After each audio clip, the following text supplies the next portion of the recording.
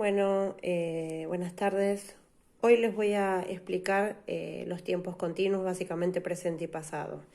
Bien, lo primero que tenemos que tener en cuenta es esto, que para armarlo necesitamos un sujeto, puede ser cualquier persona o un sustantivo, lo que fuese, más el verbo to be, más el verbo con ing.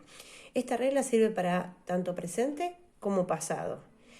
¿Cuál va a ser la diferencia? El verbo to be va a ser la diferencia, ¿sí? Porque este es el que me va a definir si la oración está en presente o está en pasado. ¿Qué quiero decir? Fíjense en acá. El sujeto puede ser cualquiera de estos, ¿sí?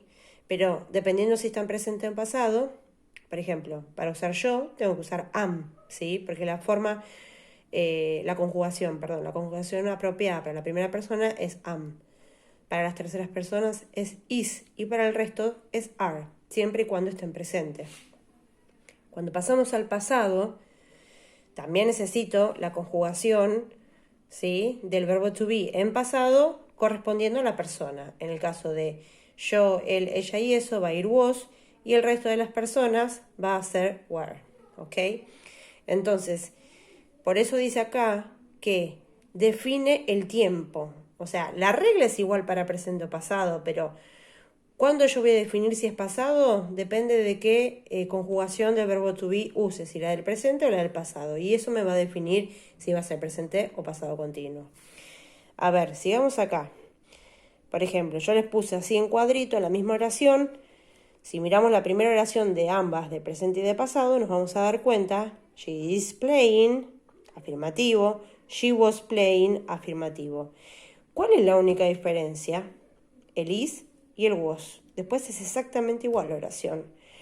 ¿Por qué lo modifiqué? ¿Por qué lo conjugué diferente? Porque quiero decir cosas en tiempos distintos. Acá lo quiero decir en presente y acá lo quiero decir en pasado. Eso es muy importante que ustedes tengan en cuenta por qué yo cambio la oración, porque estoy queriendo decir algo diferente, ¿sí? Cuando yo la voy a negar a la oración, tengo que tener en cuenta que siempre agrego not en la negativa, ¿sí? Yo, como dije en algún otro video, nosotros en castellano decimos no y ya está. Pero en inglés el not siempre va agregado algo más. En este caso va a ser al verbo to be, que es el que me define el tiempo y también me define la forma. Si yo le agrego not, la forma de afirmativa cambia a negativa, ¿sí? She is not playing, la ing sigue estando. She was not playing, la ing sigue estando. Y las formas de arriba son las formas abreviadas. Isn't and wasn't, ¿sí? Pero es lo mismo. Esta o esta es igual, esta o esta es igual. ¿Qué pasa en la pregunta? Vuelvo a prestar atención al verbo to be, ¿sí?, al que me corresponde si es presente o si es pasado, y lo paso delante, ¿sí? Siempre paso delante el auxiliar o el verbo que me ayude a definir varias cosas, como en este caso va a ser el to be. Is she playing? Interrogativa. Was she playing? Interrogativa, ¿sí? Entonces fíjense que en ambos casos la ing sigue estando, ¿sí? Espero no haber ido muy rápido. Bien, entonces tienen que tener en cuenta que el verbo to be define si es presente o pasado, o sea, si dice am, sé que es presente. Si dice was, sé que es pasado. Bien.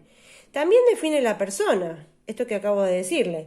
Si dice am, yo sé que puede ser solamente yo, no puede ser ninguna de las otras personas, ¿sí? Y si dice where, sé que pueden ser alguna de estas tres. O sea que define el tiempo verbal y define la persona. Y aparte, también define la forma. O sea, si es afirmativa, negativa, interrogativa. ¿Qué quiere decir? Si está ahí, es afirmativa. Si tiene not, es negativa. Si está adelante, es interrogativa. ¿Se entiende? O sea, depende del lugar que ocupe el verbo to be, voy a saber si está en presente, si está en pasado, de qué persona habla, ¿sí? Y si es afirmativa, negativa o interrogativa.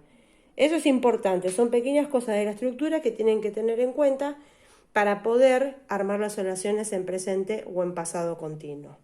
Bueno, espero haber sido clara. Si me olvidé alguna parte de la explicación o si hay algo que no se entendió bien, por favor déjenmelos en los comentarios, ¿sí?